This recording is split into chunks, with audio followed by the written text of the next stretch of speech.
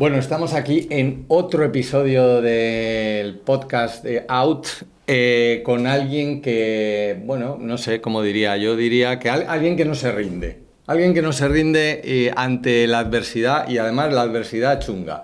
O sea que tengo el gusto y el gran placer de presentaros a todos a Ramón Arroyo. ¿Qué tal, Ramón? Pues encantado de estar contigo. Ah, Hace bueno, ya bueno. muchos años que nos conocemos y Sí, lo curioso es que bueno, las vueltas que da la vida, ¿no? Donde bueno. nos conocimos en la nieve y esquiando y acabamos aquí 30 o 35 años después viéndonos, ¿no? Fíjate, sí. Oye, pero, a ver, y bueno, aquí está el libro de Ramón, si alguien no tiene bastante después de lo que vamos a contar a lo largo del podcast podéis echar un ojo al libro que ahí cuenta la historia en profundidad, pero bueno, de todas maneras, luego también hablaremos del tema porque tienes hasta una peli, macho. Sí. De mí no han hecho ninguna peli todavía, así que tu historia debe molar mogollón. Bueno, sí, la A ver, historia molar, mola. molar, vamos a dejarlo entre La comillas. historia, el origen pues no es tan bueno, pero la verdad es que sí, ¿no? Porque una persona, como digo yo, normal, ¿no? Ordinaria, pues que no está relacionada con el mundo del cine, ni con el mundo de la literatura, ni con el mundo de la comunicación, pues que la historia trascienda, y trascienda no solo que llegues, pues eso, por redes sociales o que te hagan alguna entrevista o algún podcast, sino que se haya creado esta bola de nieve gigante, fabulosa, y acaben haciendo una película sobre uno, pues la verdad es que yo no fui muy consciente del tema película, porque parecía algo que no me estaba ocurriendo a mí hasta el momento bueno, hubo dos momentos, ¿no? Uno cuando acabó el rodaje, que me superó la situación, pero sobre todo me superó cuando llegaba en taxi a Gran Vía el día del estreno y vi, pues, todo el montaje, la policía, los flashes, los carteles grandes en el Capitolio. Ahí fue cuando dije... Bueno, pero bonito, ¿no? vamos a rebobinar, Sí. que nos estamos adelantando mucho y yo quiero hablar un poco, digamos, de Ramón antes de tal, porque tú eres un tío que más o menos ya, o sea, en tu familia habéis hecho deporte desde pequeños, todos. Bueno, hemos sido aficionados al deporte, además de una manera muy curiosa, con un padre que no era para nada deportista. Particularmente deportistas, No, sí, sí. pero bueno, el veneno del deporte nos entró desde pequeños y en la cultura de nuestro hogar el deporte era algo que estaba encima de la mesa, ¿no? Sí. Y además, todo tipo de deportes. O sea, en ese sentido, no teníamos un padre deportista, pensaba que todo hacer deporte es un poco de gilipollas, pero nos apoyaba. Es que sudar siempre. es muy ordinario. Sí, claro. Sudar es muy ordinario, Es claro. lo que tiene. Y entonces, pues bueno, sí se ha hecho deporte y bueno, yo de hecho en su día hasta me planteé, ¿no? El decir, ¿y si estudio INEF? Pero claro, en aquel momento eso de estudiar INEF era como ser profesor de gimnasia en un colegio, ¿no? Entonces, pues, bueno, al final acabas descartando. Ya. Y Pero te dedicabas más a la parte del esquí, que es donde nos conocimos. sí, al final, bueno, el deporte que a mí se me daba bien, bueno, por mi físico, yo creo, pues no era hábil con ningún deporte de pelota. Ni particularmente flexible. Ni particularmente nada dotado, pero bueno, para el esquí la verdad es que sí, ¿no? Y desde pequeñitos esquiamos, desde pequeñito se me dio bien y en el mundo del esquí, pues no solo era la posibilidad de hacer deporte, sino era la posibilidad de ganar dinero, ¿no? Siendo monitor de esquí. Entonces era como juntar varias cosas a la vez. Hacías el deporte que te gustaba, el ambiente y el grupo era un grupo muy divertido, un grupo buenísimo. Sí. Los viajes de esquí, los fines de semana y todo esto. Y luego ganabas dinero. Que eso era, ¿no? Que eso era, no, a ti no te llamaba como la atención decir, joder, estoy haciendo lo que me mola y encima me pagan. Encima me pagan, claro, porque a mí no solo me gusta esquiar, sino a mí me apasionaba dar clase de esquí y enseñar a la gente a esquiar. Ya fuese a los novatos o a la gente que sabía a nivel, Sí. lo que era técnicamente.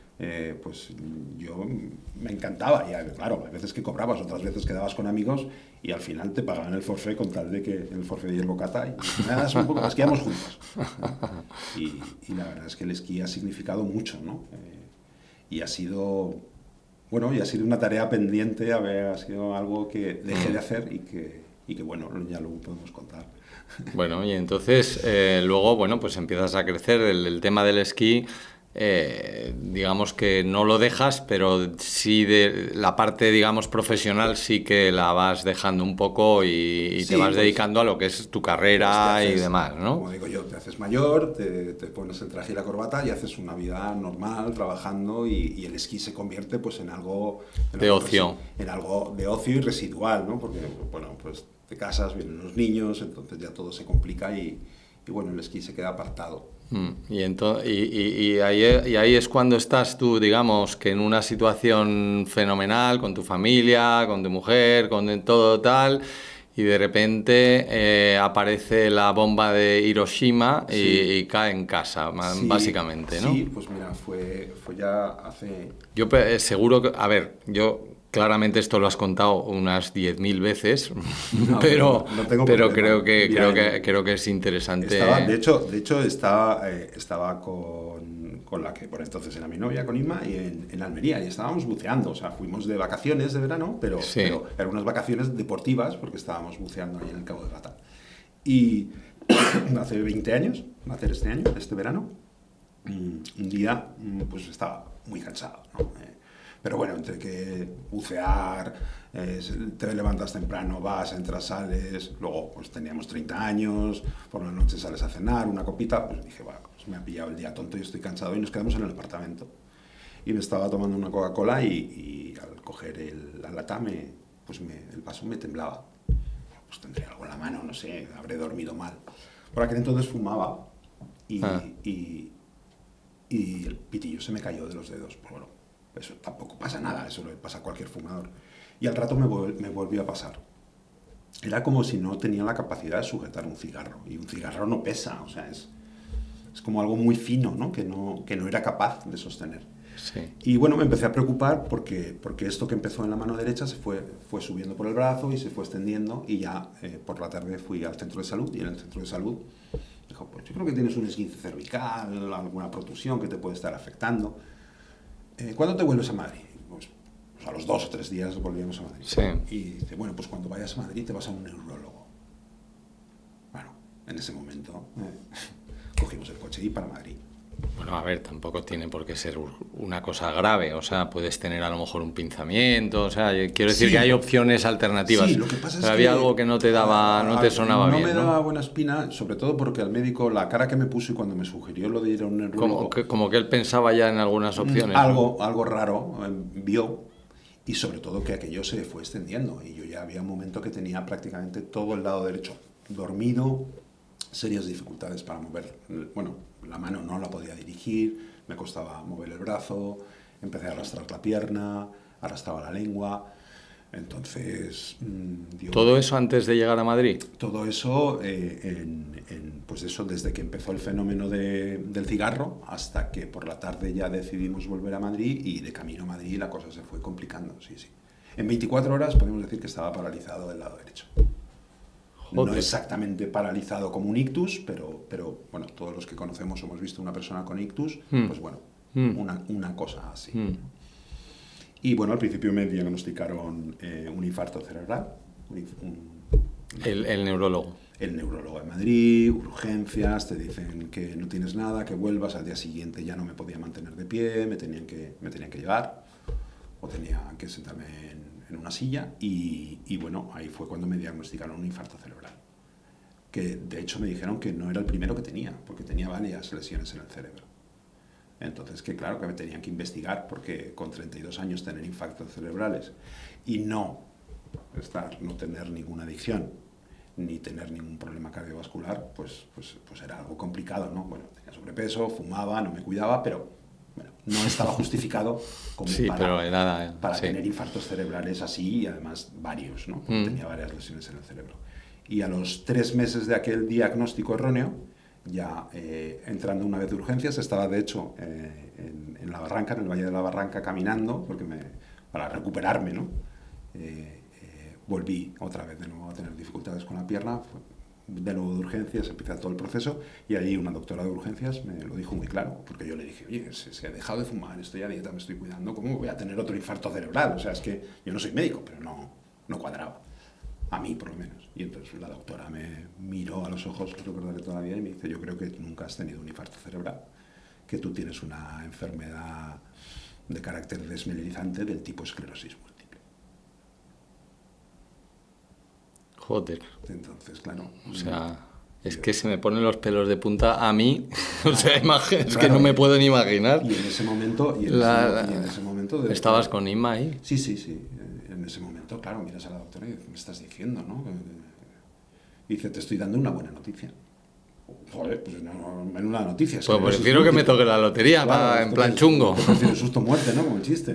¿Pero qué me estás contando? Y entonces, bueno, pues me explicó un poco qué era la esclerosis múltiple, porque en ese momento yo sabía, pues, de la esclerosis múltiple lo que sabe la mayoría de la gente, es decir, nada, no suena, es un nombre horrible, pensamos enseguida en la silla de ruedas. A mí me vino la imagen de Stephen Hawking, que nunca tuvo esclerosis múltiple, ¿no? De hecho, sí, hay gente que duda que tuviera ELA, porque es la única persona que ha vivido tantos años con ELA. Pues, y la esclerosis múltiple no tiene Pero nada que ver con la ELA. ¿y cuál es la teoría de la doctora para que eso fuera una buena noticia? O sea, Pues quiero decir, ¿por que qué te tener dijo...? porque se sabía lo que tenía. Tener infartos cerebrales de padre desconocido era quedarte en casa y ver qué pasaba. Esclerosis O sea, múltiple, por lo menos sabías... por lo menos ya lo sabes. Ya le pones el nombre. Sí, ¿no? joder, pero... Es un nombre muy feo, pero tiene nombre, ¿no? Y la verdad es que luego, con todos los años que llevo como paciente activo y vinculado a diferentes cosas, la gestión de la incertidumbre es lo más complicado con la esclerosis múltiple, ¿no? Porque ahora hablaremos un poquito de ella y lo que causa. Pero al final, con toda la gente, cuando estás en un proceso de diagnóstico de algo, es el peor momento. Cuando te ponen nombre a una cosa, por mala que sea, sientes cierto alivio porque dices, bueno, sabemos dónde estamos y por dónde Vamos a ver, vamos a ver cómo atacarlo, cómo defendernos. O si no se puede atacar y te dicen, oye, pues tienes un cáncer, se acabó, va a ser esto. Reaccionas diciendo, bueno, ya sé dónde estoy y ya sé, bueno, ya tengo que ordenar las cosas, ¿no? Como dijo Steve Jobs.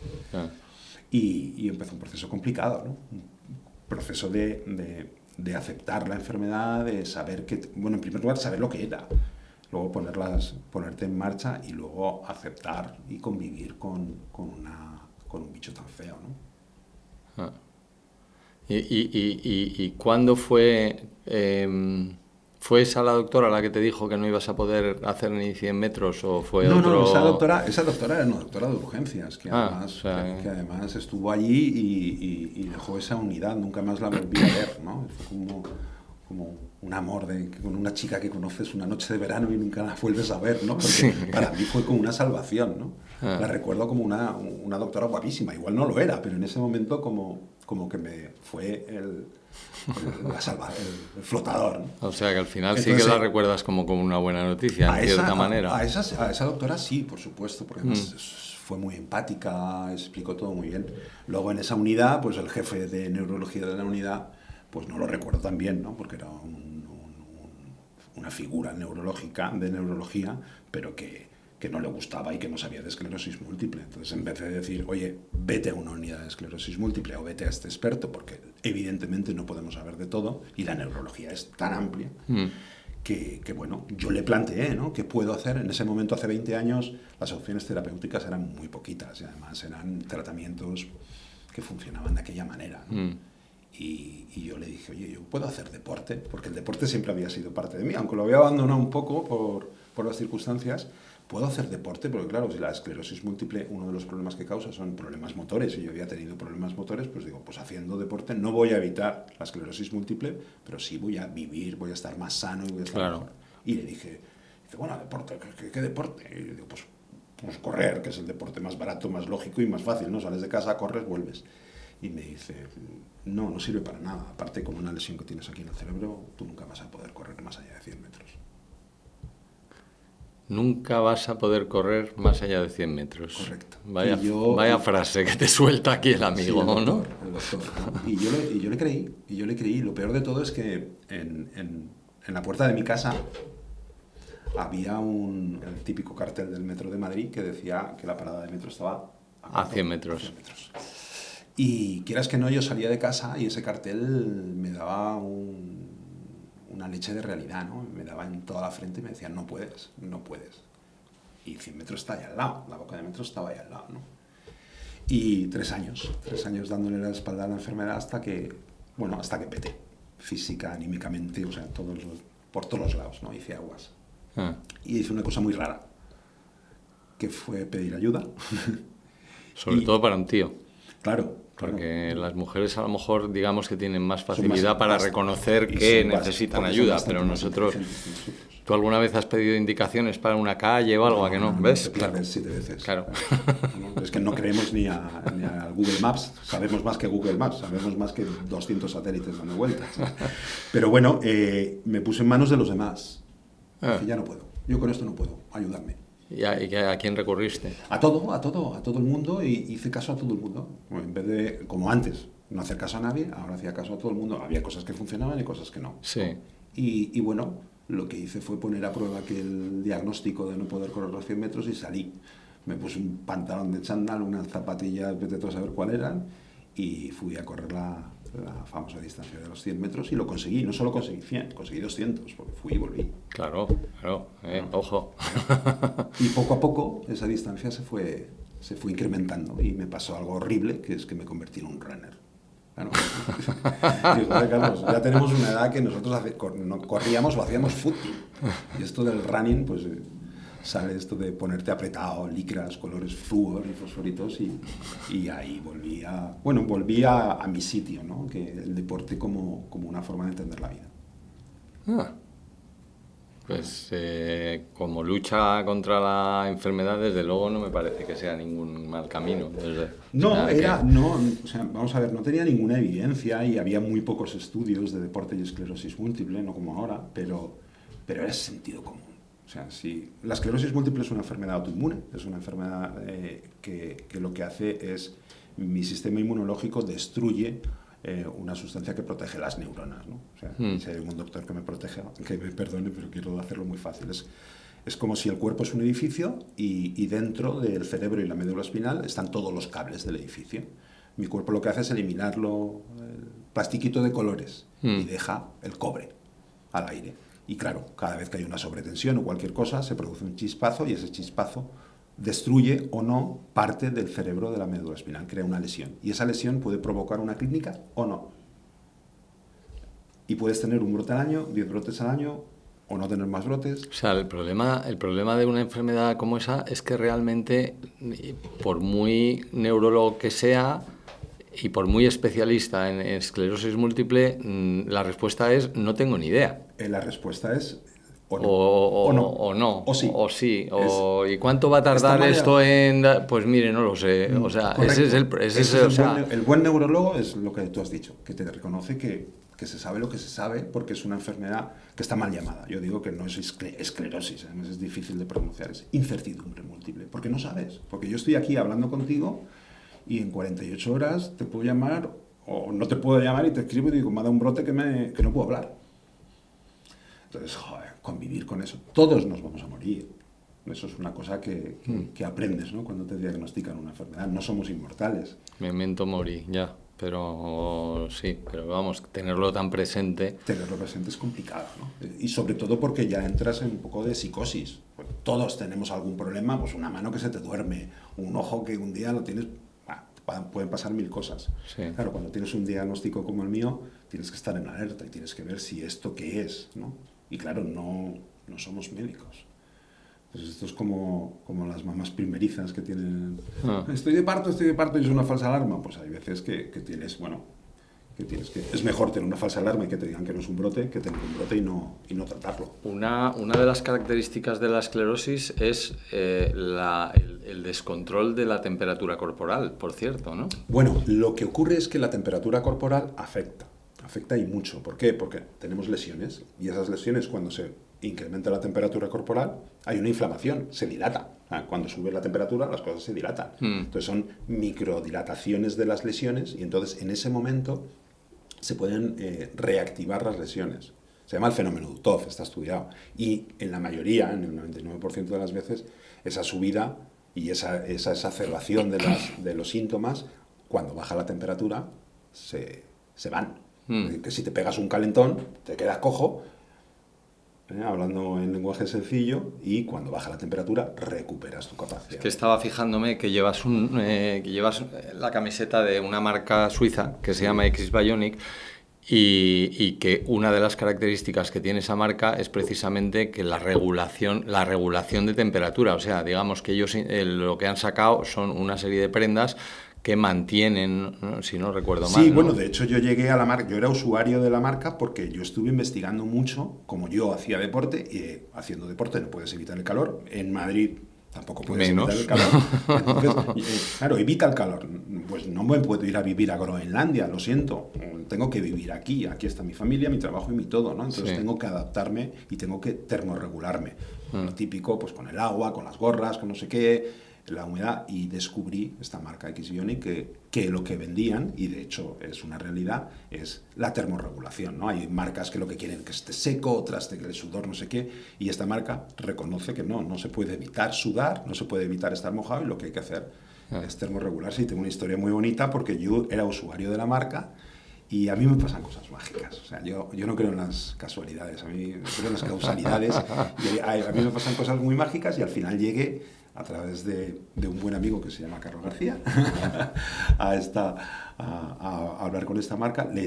Al dueño de la marca le encantó la historia, ¿no? Le encantó que Bueno, un amateur, un popular, claro, un deportista popular, claro, claro. utilizase su marca como herramienta terapéutica, ¿no? O como herramienta para poder hacer deporte, ¿no? Y entonces me convertí en embajador de esta marca, que es algo muy chulo porque soy un deportista bastante chusquero, soy un popular mediocre, tirando a malo, pero bueno, tengo la posibilidad de utilizar estas prendas y que funcionan. Y que yo soy defensor y soy un paciente muy activo defendiendo me gusta más hablar de actividad física, ¿no? Porque la palabra deporte siempre implica como competición o dorsal, ¿no? Y me gusta hablar de actividad física, cada uno en función de la capacidad o de la discapacidad que tenemos, Sí. y sobre todo utilizar todo lo que el mercado nos ofrece, ¿no? Que hay muchas cosas. Pero lo que no podemos utilizar es la excusa de como tengo esclerosis no puedo, ¿no? La Ah. esclerosis es la gran excusa para hacer muchísimas cosas y hacer lo que te dé Bueno, la la gana. esclerosis o muchas enfermedades. O sea, cualquier enfermedad, es que me duele la rodilla, pues vete a nadar o vete a montar en bici. O sea, Correcto, quiero decir correcto. que Es que siempre hay una alternativa, ¿no? bueno, yo de hecho llegué al triatlón porque yo estaba corriendo y poquito a poco empecé, pues como le pasa a mucha gente, ¿no? Corres un 10K, empiezas a bajar la marca, te das cuenta que no puedes correr más rápido y dices, corro un poquito más lejos, media maratón, y preparándome mi primer O sea, maratón. digamos que cuando en tu proceso de correr más de 100 metros empezaste a correr cada vez Se me más, fue de las se manos. te fue la mano, se te fue Pero de como le las pasa a manos. muchísima gente, que sales un día, te pones un chándal Claro, viejo y sí, y empiezas acabas en Burgos. y acabas, claro, haces un Forrest Gump. Pues yo empecé ese proceso de 10 kilómetros, medias maratones, me puse el reto de correr una maratón y preparándome mi primera maratón popular de Madrid, uno de los compañeros del club de corredores me dijo, oye, está muy bien, pero él es preparador físico. Esto que estás haciendo está muy bien, utilizas el deporte como terapia, fantástico. Pero claro, tienes un problema en la pierna derecha y lo que haces es correr. Entonces, ¿qué te parece si en vez de sobrecargar tu pierna solo corriendo, haces entrenamiento cruzado con diferentes deportes? Claro, o sea, en vez de sobrecargarla solo corriendo, la sobrecargas con más Sobrecargas todo el cosas. cuerpo, ¿no? Pero me pareció lógico, ¿no? Porque en vez de correr 6 días o 7 días a la semana, pues corres 3, pero otros días nadas, otros días montas en bici, trabajas el equilibrio, la propiocepción, la sensibilidad. La esclerosis múltiple afecta mucho a la sensibilidad. Ah, sí, ¿eh? Te altera la sensibilidad. Pierdes la sensibilidad en algunas partes y en otras la tienes alterada. Yo ahora mismo, bueno, tengo un pie derecho y un pie izquierdo, son diferentes, pero lo que yo siento ahora mismo son dos pies totalmente diferentes en cuanto a lo que siento, en cuanto al tamaño, en cuanto a todo. Entonces, claro, los pies son iguales, pero mi cerebro siente dos cosas diferentes, entonces mi cerebro se trata de adaptar. Imagínate que te pones dos zapatos totalmente diferentes, uno muy gordo con una suela maximalista y una zapatilla de estas de minimal Sí, running. sí. Entonces, claro, tú tienes que adaptar tu forma de correr a dos zapatillas diferentes. Mi cerebro percibe que yo llevo dos pies diferentes, pero son iguales. Entonces yo le tengo que dar la contraorden al cerebro de que los pies son iguales. Y aparte yo no tengo mecanizado el movimiento. Tú corres y pa, pa, pa, pa, pa, pa. Yo hay veces que no. Hay veces que yo le digo, ponte a correr y el cerebro me dice, no sé. O no sé mover la pierna derecha. Entonces tienes que estar atento a correr, a darle instrucción al cerebro de que corra, de que corra. Y bueno, si es corriendo, pero hay veces que tienes que darle la instrucción para hacer pis.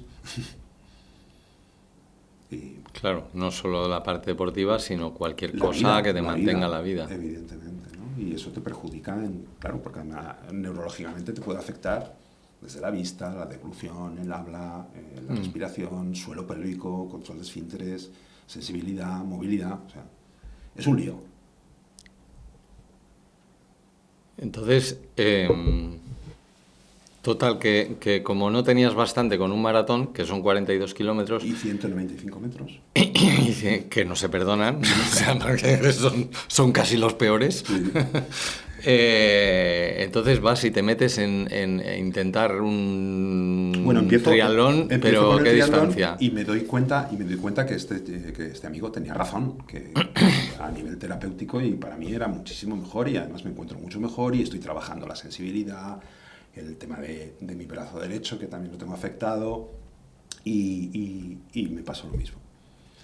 Empecé con el triatlón haciendo corta distancia, distancia sprint, ya tengo una edad y esclerosis Olímpico, múltiple, un luego un tal. olímpico, tal, luego medio Ironman y ya fue cuando decidí hacer un reto que lo llamé Ironman for esclerosis múltiple, que era eso, intentar dar una cara diferente, una cara más amable de lo que era vivir con esclerosis múltiple, ¿no? Porque siempre se vendía la cara del gran discapacitado, del gran afectado, que no hay que olvidar, por supuesto, pero es que el 80%, 75-80% de las personas que tenemos esclerosis múltiple no se nos nota absolutamente nada. Ah, sí. Nada. Vamos, de hecho, yo estoy convencido que tú conoces a alguien que tiene esclerosis múltiple y que no te lo ha dicho, y tú no lo sabes. Entonces, igual ahora, después de este podcast, te dicen, oye, yo tengo esclerosis múltiple. ¿Por qué no me lo has dicho antes, no? No se dice. El 50% de las personas con esclerosis múltiple están en el armario. Ya, lo que pasa es que a lo mejor ahora como que es más fácil salir del armario cuando tienes alguna condición sexual distinta, pero cuando tienes una enfermedad como la esclerosis múltiple, a lo mejor lo que no quieres es que la gente te mire raro, Claro, ¿sabes? que el O sea, desconocimiento hace que temas. Lo que no se conoce lo temes, ¿no? O desconfías, ¿no? ¿Qué es esto, no? ¿Cómo voy a ser amigo de esta persona y si se vuelve loco? O la esclerosis afecta al cerebro, ¿se va a quedar tonto o no? Entonces, bueno, quise visibilizar de una manera llamativa, que es un tío con esclerosis múltiple que a priori no podía correr 100 metros, hacer un Ironman, bueno, que es... que son un poco más de 100 metros. Sí, bueno, es una de las pruebas que se considera más duras del mundo, aunque cada vez hay pruebas más duras, pero bueno, un Ironman es nadar 3,8 kilómetros, montar 180 en bici y hacer después un maratón todo seguido y encima pagas. Y bueno, es algo llamativo, ¿no? Que con esclerosis múltiple, pues hagas esa prueba. Y bueno, me pasó lo que me ha pasado siempre en mi vida. Yo empiezo a hacer las cosas muy pequeñitas y cuando me quiero dar cuenta se me han ido de las manos. Yo tengo esclerosis múltiple y lo que yo llamo el síndrome de la bola de nieve. Empiezo a correr de 100 metros y acabo corriendo maratones. Empiezo a hacer un triatlón sprint y Ironman. Pues el proyecto aquel, el desafío, el reto, pues se hizo grande, se fue haciendo grande y llegó a oídos. El amigo de un amigo que tenía un amigo, que tenía una novia, que tenía un amigo y un hermano, conocía a alguien en Canal Plus, ¿no? En la redacción de Informe Robinson, ¿no? Para todos los que hacemos deporte, pues Informe Robinson es un programa de culto. Y bueno, después de algún email y alguna llamada, como 200 o así, pues hicieron un informe Un informe Robinson de tu caso, ¿no? De la historia. Hombre, es que la historia es llamativa. O sea, claro, y aquello viralizó la historia, pues una locura. Fue una locura. Fue tal locura que una persona que vio ese informe Robinson fue Marcel Barrena, que al final fue el guionista y director de la peli, ¿no? Entonces, imagínate, ¿no? Un proyecto que además en aquel momento era Facebook y Twitter, ¿eh? Pero Twitter empezando. Entonces, bueno, era mi intención de, pues eso, si llegaba a través de Facebook a alguien y le servía para salir a vencer sus miedos 100 metros, sí. sus 100 metros o hacer su Ironman particular o su maratón particular, yo me daba más que contento. Además lo decía, ¿no?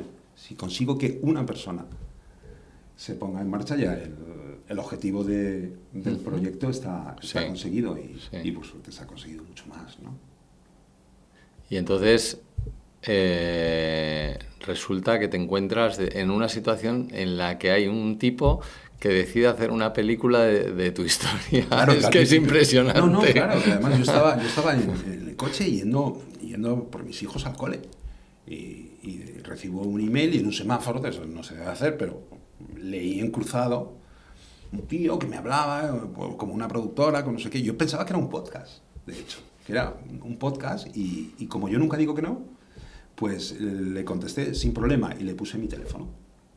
Claro, no podía poner más. Y me llamó inmediatamente. Y un tío con un acento catalán súper duro, hablando en una peli. Digo, cabrones, ¿quiénes sois? Lo habéis hecho muy bien, me habéis engañado, pero... No, de verdad, ¿qué tal? Pum, pum, mira, entra en la página web, en mi perfil. Joder, pues cada semana estaba reunido con ellos. Y me estaban hablando de una película y de un casting y de actores famosísimos y actrices. Pero eso no puede estar pasando, porque es que eso no le pasa a la gente normal, ¿no? Pero sí nos pasa de vez en cuando a la gente normal, ¿no? Y bueno, pues aquí estamos. ¿Y cómo fue la cosa? ¿Aquí en el casting y toda la historia, tú estuviste presente o Yo tuve realmente la ahí suerte, no tuviste la...? Yo tuve la suerte de poder participar en la peli desde el principio. Sí.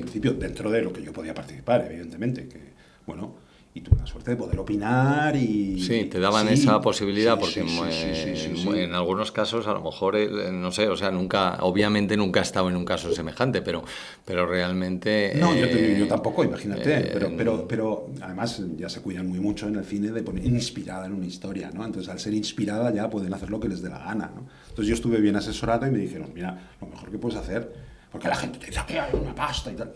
No es verdad. No es cierto. No, yo no creo que se haga eso, que hagas o que te metas en ese fregado solo, hombre, a ver.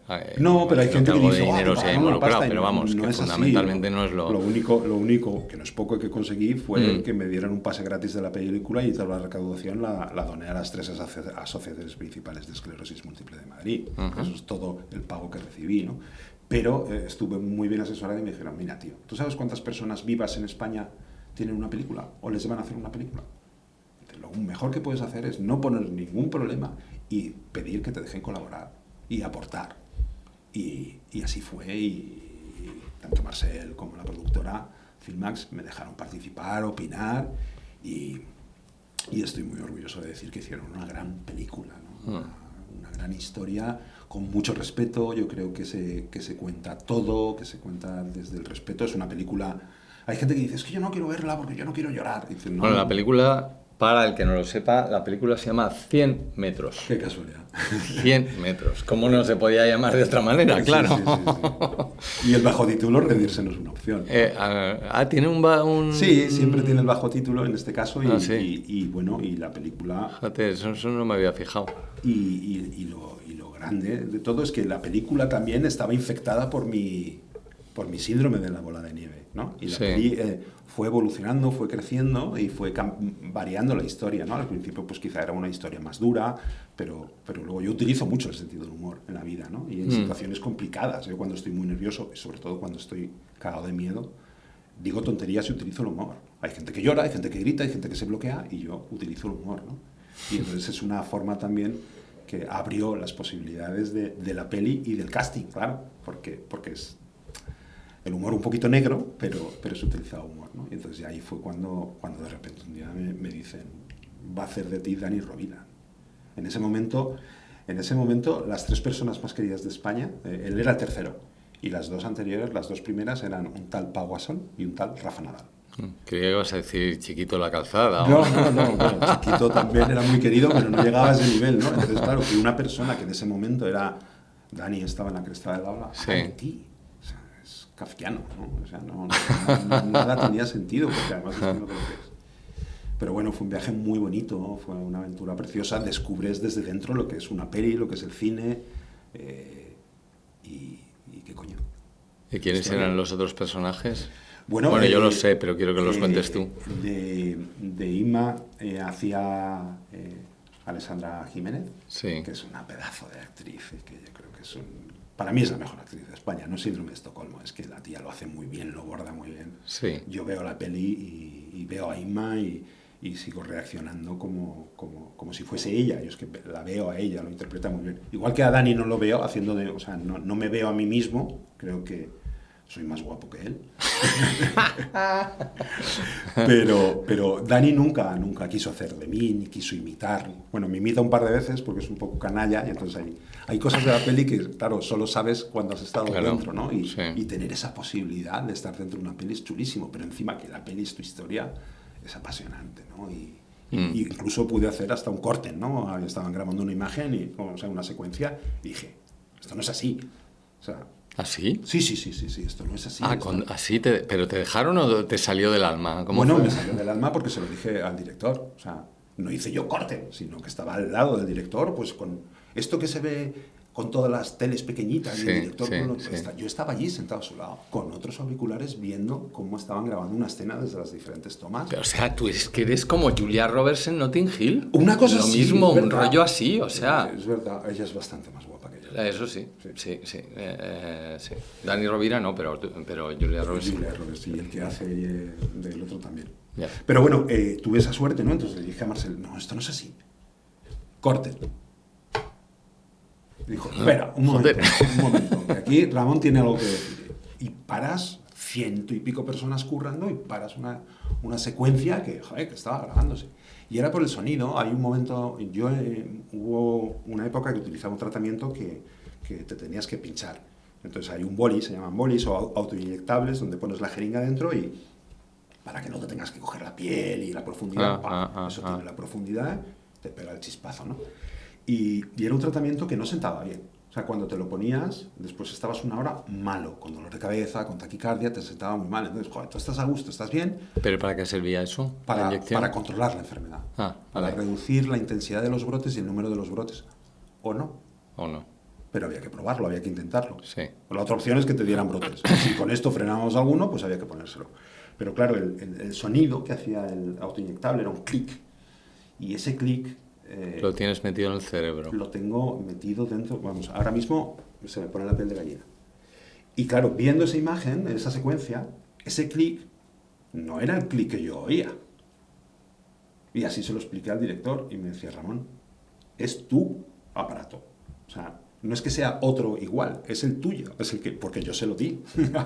¿Sí? Claro, yo cedí. O sea, que estaban usando el mismo... El mismo boli, con el mismo sonido. ¿Y cómo es que no era...? Claro, porque mi cerebro percibía un montón de matices que ese sonido no estaba transmitiendo en la peli.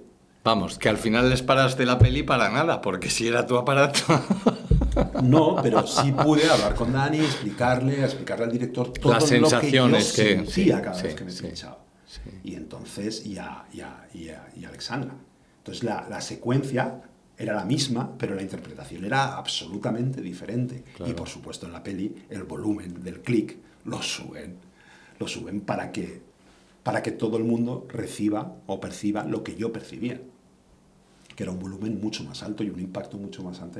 Claro, es que cuando tienes esa parte psicológica detrás que tú no la entiendes o que no la has vivido o algo así, pues claro, es que no tiene nada que ver la cosa, la percepción cambia. Claro, ponerte una medicina que te sienta mal. Es que no, las medicinas hacen que te sientas bien. Entonces tú te tenías que pinchar todos los días una cosa que te sentaba mal porque sabías que iba a frenar la enfermedad o podía frenar la enfermedad, ¿no? Entonces ahí, pues poder hacer eso y explicarle a un actor y ver cómo el actor cambia la interpretación totalmente y todo el equipo cambia todo, ¿no? Y esa escena es una escena muy fuerte de la peli y sobre todo ver cómo ahí lloraban los eléctricos, lloraba hasta el apuntador, ¿no? Y la interpretación de los actores y ver cómo están llorando de verdad. Pero es que además acababa la secuencia y los dejaban un rato llorar y tranquilizarse y bueno. Es que aun por muy actor que seas, meterte en un papel de esos y que se te salten las lágrimas por las emociones que sientes, o sea, luego necesitas tu buffer de tranquilidad y déjame en paz un rato y que ahora tienes que salir de ahí tranquilo. Dejaban a la pareja, ¿Sí? Dejaban a Inma y a Ramón llorar y darse sus mimos y hacer sus cosas para luego grabar otra vez, porque las secuencias se graban varias veces, ¿no?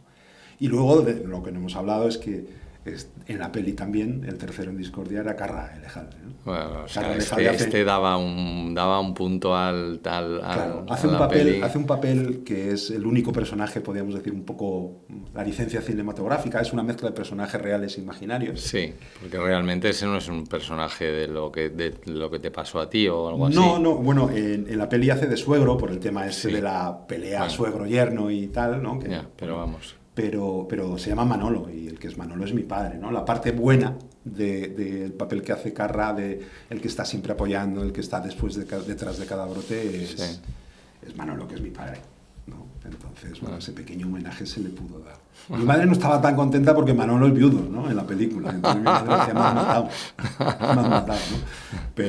Pero la verdad es que, claro, ver esas cosas y ver a Carra Elejalde, y sobre todo escuchar a Carra Elejalde en los intermedios o en los descansos, que es un tío que muy súper pedagógico, que te explica todo, ¿no? Y te explica por qué, lo que cuesta el cine, lo que cuesta hacer una peli, todo lo que implica un retraso de 2 o 3 minutos, porque el actor ha decidido salir a fumarse un cigarro o a hablar con la novia, pues no, bueno, fue una experiencia brutal. Qué bonito, la verdad. Y tuve la suerte de descubrir, gracias a la esclerosis múltiple, otra vez más, que me había equivocado de profesión. Claro, yo bajito, feo, simpático y económicas, pues... ¿Y simpático? ¿Quién lo ha dicho eso? Bueno, hay gente que lo... Bueno. y comercial, ¿no? Era lo lógico, yo estaba condenado a ser comercial, ¿no? Y como hablaba inglés, pues, comercial de exportación. Y luego con el tiempo me he dado cuenta que no, que si era bueno o malo comercialmente hablando era por mi capacidad de comunicar, ¿no? O de transmitir, ¿no? Yo transmitía la confianza en la compañía o en los productos. Y gracias a esclerosis múltiple pues me estoy reconvirtiendo, ¿no? en dedicarme a lo que me gusta, que es comunicar. Como aquello que dábamos clase de esquí, que encima ganábamos dinero esquiando, que era lo que me gustaba, pues ahora trato de hacer eso, ¿no? Compartiendo la historia, ayudando a los demás, que eso es uno de mis hashtags. Pero ¿y cómo se lleva? O sea, paso un poco sobrevolando de nuevo a un estreno de una peli. O sea, ¿cómo lleva una persona? Porque un famoso, en un momento determinado, pues llevas un periodo de adaptación y al final tú sabes que eres famoso y tal, y vas poquito a poco y demás. Pero tú te encuentras con que de repente, o sea, están haciendo una peli de tu vida. Sí, o sea, antes entonces... había un pequeño proceso de que la gente te reconozca. Claro. Por el informe Robinson, ¿no? Sí. Entonces, me acuerdo un día en la Plaza Mayor, en Navidad, ese momento caos de la Plaza Mayor, y que íbamos con el carrito del niño, nos chocamos carrito con carrito, y la chica del carrito de repente, ¡anda! Si tú eres Ramón Arroyo, ¿no? El del informe Robinson. Claro. O incluso me pasó una anécdota muy bonita con Leiva, el que era cantante de Pereza, ¿no? Que nos encontramos en el Parque Juan Carlos I. Y él, ¿haciendo qué? Pues yo lo reconocí a él porque era Leiva, y además yo, claro, vivo en la Alameda de Osuna, Pereza ahí es el grupo del barrio, nacieron allí, vivieron y siguen viviendo allí, y entonces yo escuchaba mucho Pereza, y había una canción que se llamaba M. Para mí, M, esclerosis múltiple, es una canción de amor dedicada pues, a Michel Jenner, que era pareja por aquel entonces de Leiva, y yo la hice mía y la hice con mi relación de amor-odio con la esclerosis múltiple. Odio. Y justo yo escuchaba mucho Leiva para motivarme y salía con mis auriculares a correr. Y resulta que Leiva estaba sacando a sus perros y me reconoció porque esa misma noche había visto el informe Robinson y se había dado de llorar viendo el informe Robinson, ¿no? Y de repente te encuentra a ti corriendo en el Parque Juan Carlos I. Lo surrealista de la historia es que el famoso era él. Y es el que reconoce al tipo, ¿no? Y poco después nos encontramos en el centro de salud, porque somos del barrio, y claro, le iba, hombre, Ramón, ya, déjame que te presente, ¿te importa que te presente a mi hermano?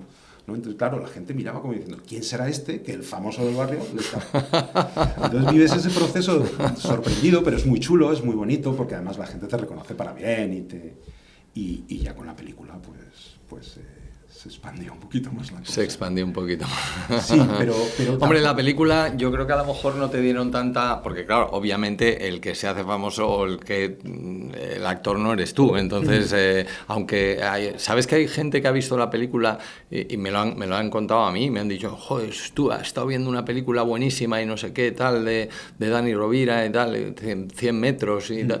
Y yo como, ya, pero es que esa película es de un amigo mío y tal. Y la gente o sea, hay mucha gente que no lo sabe. Correcto, ¿no? correcto. Con lo cual realmente eso claro, es un proceso que claro, bueno, hombre, hay gente en que Informe no reconoce. Robinson pones tú la cara. Pero... Claro, y luego tuve, otra de la suerte que tuve es que yo participé en la promo de la peli. Ah, bueno, entonces yo estuve en programas, fui a todas las radios y fui a tele. A contar un poco sí, la historia, estuve ¿no? hasta con el maestro Buenafuente, ¿no? Que para mí, pues, que me gusta el sentido del humor un poco canalla, pues, Andreu Buenafuente.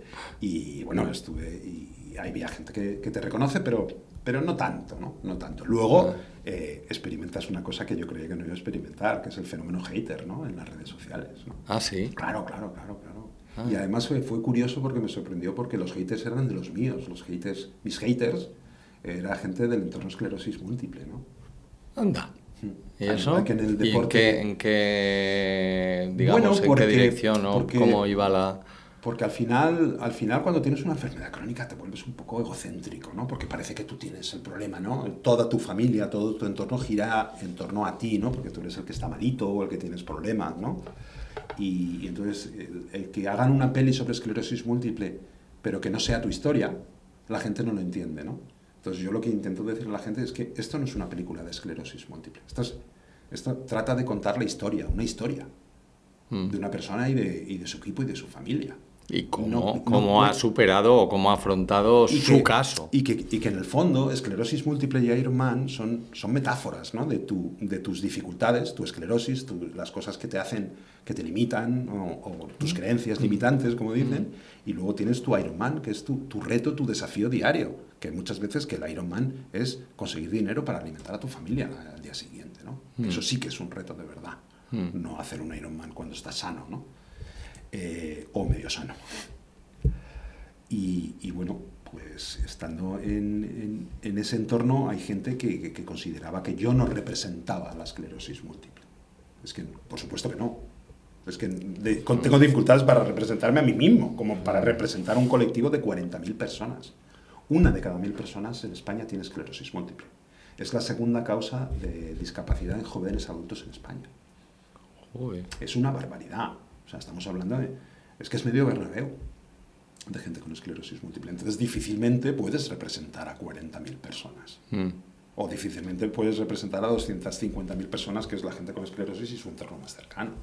No puedes. Nadie representa. Pero tampoco lo has pretendido nunca. Ni la película lo pretendió. Claro. Pretendió contar una historia y que tú puedes empatizar con partes de la historia, y de hecho hay licencias cinematográficas en la peli para que representase mi enfermedad o mis brotes a más personas. Y se abrió.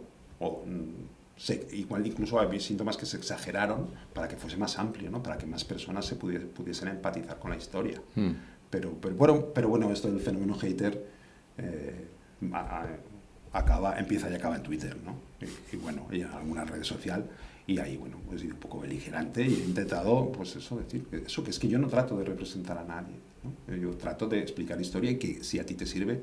Y además, si por cada 10.000 haters, que no he tenido 10.000, han sido muy pocos, he conseguido que una persona salga a trotar o conviva con la enfermedad, adelante, darme leña, darme toda la leña del mundo. Porque gracias a esto pusimos a la esclerosis múltiple encima de la mesa y se habló de esclerosis múltiple. Y ha habido mucha gente que ha podido salir del armario o que ha podido compartirlo con su familia o ha entendido lo que le pasaba y por qué estaba como estaba, ¿no? Y más allá, no sabes lo sorprendente cantidad de gente que sin esclerosis múltiple, con otras patologías o con otros problemas, me ha contactado y me ha contado que esta historia le ha servido para salir adelante, no sé qué. Como era una decisión de mejorar. Hombre, a veces o me algo. han dicho, cabrón, por tu culpa corro maratones. Y bueno, vale, por mi culpa, vale. No. Pero es muy chulo, es muy bonito, es muy enriquecedor, sobre todo de la parte la cantidad de gente que has ayudado, ¿no? Oye, y ahora digamos que después de del tsunami de la película y después de todo eso, ¿qué estás haciendo? Pues bueno, la vida sigue y la enfermedad sigue su curso, ¿no? Y los brotes volvieron y las dificultades volvieron y después de mucha pelea, porque claro, haciendo un Ironman, pedir una incapacidad laboral es como complicado, ¿no? Si puedes correr, puedes trabajar, se dice en la película, claro. de hecho. Y no tiene nada que ver. Si puedes correr, hay gente que hay síndrome de Down, que corren muchísimo más que tú y que yo juntos, pero no podrían trabajar de responsables de desarrollo de negocio en una compañía. O sea, entonces, gracias al apoyo que tuve a nivel jurídico y anual, conseguimos llegar a juicio y defender, y tengo una incapacidad para mi actividad habitual, que eso me permite tener una pensión, me permite cuidarme, porque como digo, la enfermedad ha seguido su curso, ya la ha cambiado, ¿no? Ya no cursa por brotes, entra en una fase que antes se llamaba secundaria progresiva, que en el fondo es un descenso suave, ¿no? Ya no hay brotes escandalosos, pero sí notas como poco a poco vas perdiendo ciertas capacidades. Porque eso realmente no tiene una cura ni tiene nada, es simplemente, No, bueno, pues que más o menos tienes que vivir con ello, sí, ¿no? tienes que vivir con ello y ser consciente, pues que a largo plazo pues la situación va a cambiar. Pero a ti también, Carlos. Tú estás estupendo para la edad que tienes, pero con 80 años estarás peor que ahora. Hombre, no me cabe la Eso menor es así. duda. Entonces, Sí, igual yo estoy antes, ¿no? Sí, Bueno, sí, pues, sí. Lo bueno es aceptarlo y ser consciente de eso, de que va a venir y aprovechar. Y a nivel profesional, ¿tienes algún proyecto? ¿Qué Bueno, proyecto interesante? Porque he estado me he bicheando por ahí. me he ¿Tienes reconvertido alguna? en charlatán. Bueno, de nuevo intento vivir de lo que me gusta y bueno, como me pidieron al principio, cuando empezó todo el tsunami, me pidieron hablar, compartir la historia, pues lo que hago es dar charlas. No son motivacionales, yo no soy de ese perfil, yo cuento mi historia y cuento en qué me apoyé para convivir con esta situación. Y la comparto con la gente y bueno, no tengo una peli, entonces metes escenas de la peli, cuentas y me dedico, cuando la salud me lo permite y cuando me llaman, pues a dar charlas inspiracionales. Inspiracionales. Sí. Yo creo que esa es la palabra adecuada. Sí, yo creo que sí. esa es... Y bueno, tengo una asignatura pendiente, ¿no? Que es ser más activo en redes sociales y ahora mismo estoy centrado en eso, ¿no? En que la gente sepa, no solo que sepa la historia, sino que sepa que la comparto, que la cuento y sobre todo pues con un objetivo, el primer objetivo que me mueve, y puede parecer que no, pero es ayudar, ¿no? O sea, ayudar es excitante. O sea, pues no voy a decir que me pone cachondo porque no se puede decir delante de un micrófono, pero ayudar mola, es mi hashtag, ayudar mola muchísimo y guay, te da un chute de energía, que yo que estoy falto de energía, porque la esclerosis una de las cosas que causa es mucha fatiga, no cansancio, sino fatiga, pues esa energía viene muy bien, ¿no? Es que me parece muy bonito porque la inspiración mueve montañas. O sea, tú puedes no tener ganas o no tener tal de hacer una actividad, de hacer lo que sea. Y si te inyectan por aquí, por donde sea, claro, la inspiración adecuada, vamos, puedes llegar a subir al Everest. Aunque sea por una causa tan... Es decir, joder, si este tío con la edad que tiene y con una esclerosis puede, yo que tengo 30 años puedo. Aunque sea por eso, pues fantástico, ¿no? Y no solo subir al Everest, sino ir a trabajar todos los días, aguantar al jefe cabrón, o que estás en paro, reconvertirte, reinventarte. Todo eso es de lo que hablo, ¿no? Porque en el fondo... además digo gracias a tener esclerosis múltiple, que es una frase que hay gente que me la ha recriminado. No se le puede dar gracias a tener esclerosis múltiple. Bueno, pero gracias a tener esclerosis múltiple estamos tú y yo hablando. Es que gracias a tener esclerosis múltiple tú y yo nos reencontramos. Sí, es verdad. Entonces, no sé si es algo bueno reencontrarnos. Por supuesto que es bueno, claro, ¿sabes? Porque esto me ha permitido que mucha gente, que la vida pues hace que, como es normal, te separes, pues de repente digan, coño, Ramón, te he visto. Y he retomado relaciones con gente y bueno, pues no me puedo... O sea, me ha quitado muchas cosas la esclerosis múltiple, pero me ha dado muchas más. Me acuerdo en un cole dando una charla que, pues el típico chavalillo cabroncete que te hace la pregunta, ¿no? Si volvieses atrás, ¿escogerías tener esclerosis múltiple? Evidentemente no soy gilipollas. Pero, bueno, en primer lugar es que no se puede volver atrás. Entonces hay que aceptar lo que tienes, ¿no? Que eso hay mucha gente que se dedica a oye, esto pasó y hay que... Te ha Sí, tocado, sí, no te queda más te ha remedio. tocado, ¿no? Tienes esto y hay que convivir con ello. Pero bueno, si haciendo ese ejercicio, si volviese atrás, el balance es muy positivo. El balance es súper positivo, ¿no? A nivel personal, yo creo que soy mejor persona que antes, me ha hecho mejor persona. Igual antes era un poco capullo, allí, puedes estar de acuerdo. Pero yo creo que sí, ¿no? Y que te das cuenta que eres vulnerable, ¿no? Te das cuenta que... Eso es lo más importante. Sí. Yo creo que cuando te das cuenta que eres vulnerable y de alguna manera tener las herramientas para Claro, salir es que de la gente esa... se cree que no se va a morir, la gente se cree que va a tener un accidente de tráfico y que vas a salir con el coche al revés y que tú eres el que vas a salir por la ventanilla y vas a ayudar a los heridos. No, si tienes un accidente a 120 por hora y das 4 vueltas de campana, lo normal es que acabes como una hamburguesa, que te mueras. No vas a salir por la ventanilla. Y tienes que ser consciente de ello. Y hay que convivir con eso y no por eso dejamos de conducir, ¿no? Pues igual que tienes una enfermedad o tienes una situación, hay que convivir con ella. ¿Qué puede pasar? Sí, pero no puede ser que te limite para vivir, ¿no? No dejas de conducir por miedo a un accidente. Y la segunda causa de discapacidad es la esclerosis, pero la primera son los accidentes de tráfico, de lejos. Y a mí me gusta Iron Man, hablar de superhéroes, y Superman es el gran superhéroe, no porque vuele o porque se ponga los calzoncillos encima de un leotardo que hay que tener, ¿no? O que le vea la ropa interior a Lois Lane con la supervisión. Superman es el mejor superhéroe porque es consciente que no se tiene que acercar a la kriptonita, que con la kriptonita pierde sus superpoderes. Por eso es el gran superhéroe, porque tiene una debilidad y no se acerca. Y cuando se acerca, se hace bicho bola, se hace Clark Kent, se pone unas gafas y es una persona de perfil bajo, ¿no? Entonces yo creo que todos tenemos que conocer cuál es nuestra kriptonita, que todos tenemos kriptonita. Y entonces cuando estamos sentados encima de la kriptonita, pues quedarnos quietos y tratar de alejarnos de las kriptonitas. Y las kriptonitas pueden ser personas, situaciones, hábitos no saludables. Cualquier cosa. Bueno, yo me parece que estamos aquí con el mayor inspirador profesional que conozco. Mi recomendación es que os leáis el libro, desde luego. Si podéis ver la película, que veáis la película. ¿Está en Netflix? Está en Netflix, está en Netflix. Si no podéis ver la peli porque no tenéis Netflix o no lo podéis robar de algún sitio, eso no lo he dicho, claro. No, claro.